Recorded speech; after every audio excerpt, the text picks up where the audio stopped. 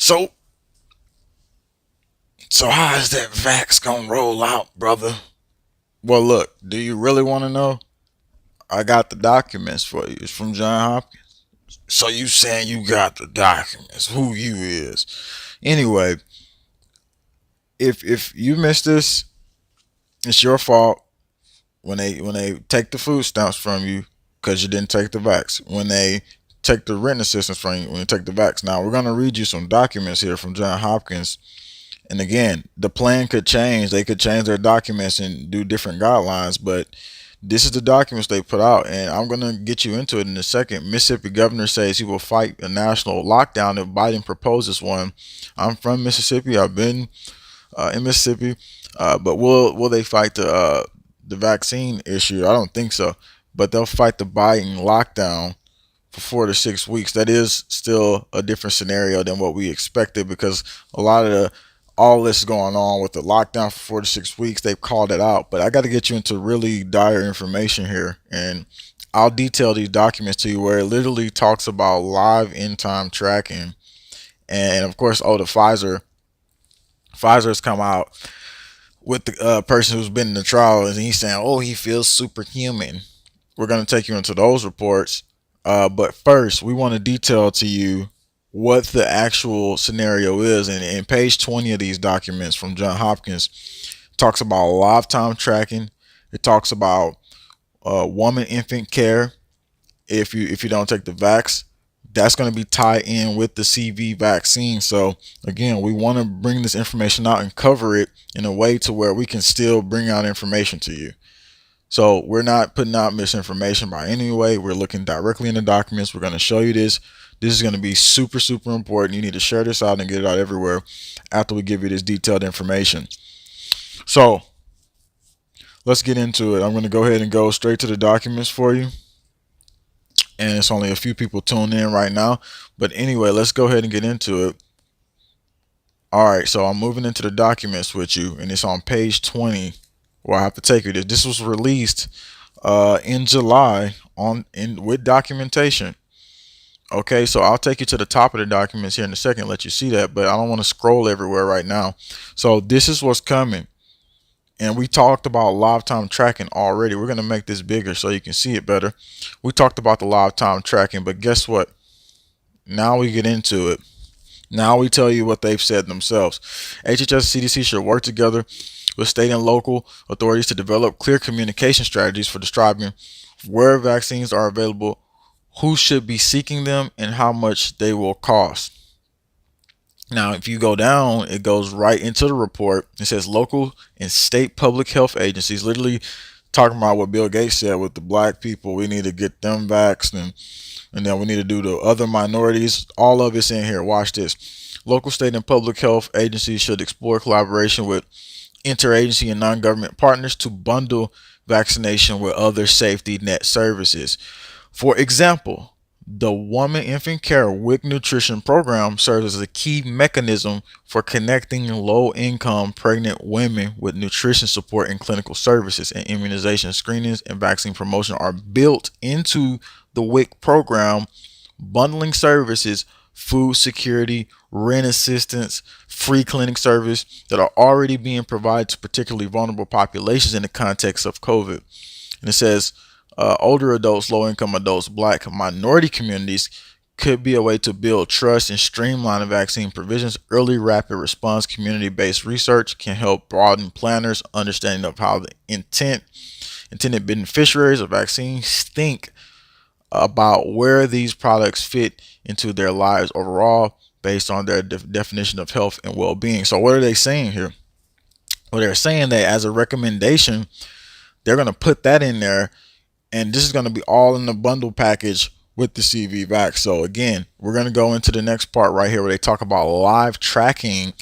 And I told you this. I said they were going to do that. The Gavi vaccine talked about live tracking. The DoD partnered with them. And it said it's optional, right? It says it's optional. And you'll be able to say if you want an RFID tag or not. But again, let's read this here. And what do you think? Will it be optional? But CDC and relevant professional organizations that set standards for local public health practitioners should consolidate evidence on what has worked well in the state and local health departments to make vaccines widely accessible and locally acceptable. This may include strategies to promote the vaccine to eligible populations, as well as strategies to provide timely and accurate information in real time on actual vaccine supply locally to avoid pitfalls. The CV testing issues where early scarcity has led people to still believe the test is scarce. Even as it has become more available, it will be critical to monitor in real time who has gotten the vaccine. What does that mean? To monitor in real time, right there, excuse me, right there, monitor in real time who has gotten the vaccine. Now, we told you about this tracking technology, and this tracking technology is already out there. It's not nothing new. The RFID tag, it could be what they're talking about here. In my opinion, that's what I believe they're talking about, but we'll look deeper into it. Who has gotten the vaccine and what the key facilitators and barriers to vaccination have been within communities, so local public health departments can adapt their approaches accordingly.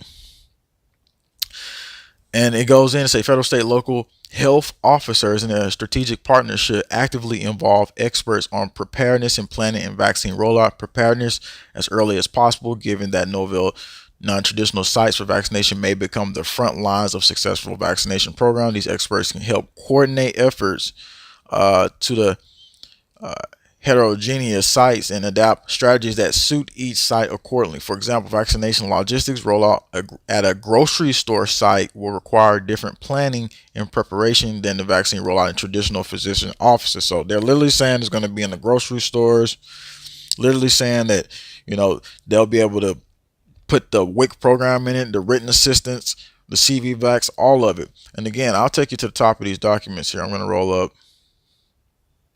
Give me a second so you can know exactly where this comes from, and I'll put a link to this in the description after it's over.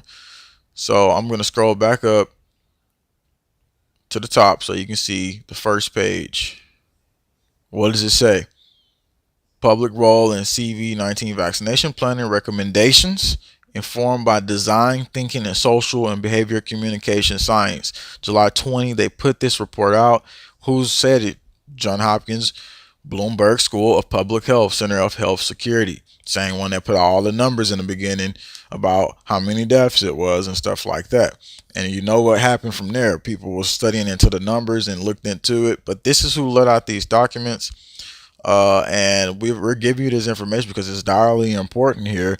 Everyone needs to know this. And I said in the video, if you missed this, it's your fault when the vax voids your food stamps and rent assistance, because this is exactly what the plan is. Like, recommending people to get it more. Also, they talk about strategies to then engage with people to get them to better understand the vax, you know what I'm saying, in their language, and then to get you to sign up for it. So basically, it's going to be lots of strategies to speak to people and engage with the public about this situation. So again, giving you this information here and covering it in the most detailed way as possible, but at the same time being careful watching what I say as we talk about this. Now, here's the Pfizer participant saying he felt superhuman, saying he was a guinea pig. For the most part, they didn't have any good trials. Now they say this one was 90% effective. So again, let's look into this. There's still a lot of people that need to be convinced in the government's eyes, basically, to get that old vax. So I'm going to take you into this right now, let you hear what the participant said. Think about this one.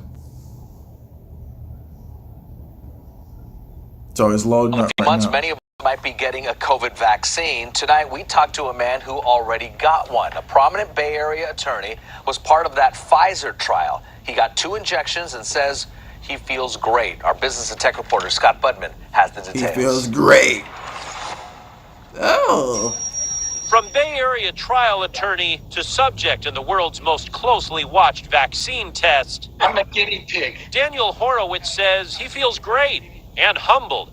The 65-year-old, in good health, but a bit of a risk because he met clients, was one of 44,000 people who participated in the Pfizer COVID-19 trial, a controlled study that made headlines this week when Pfizer said early results.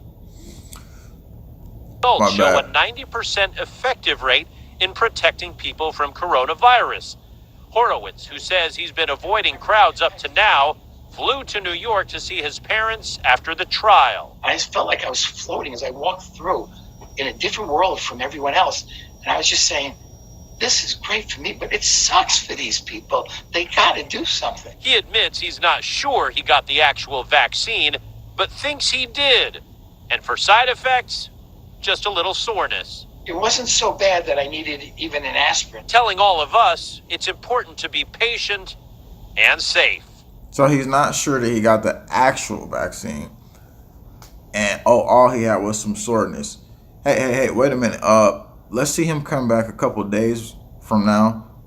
And let's hear what else happens about that too. Just what people want to know about that situation.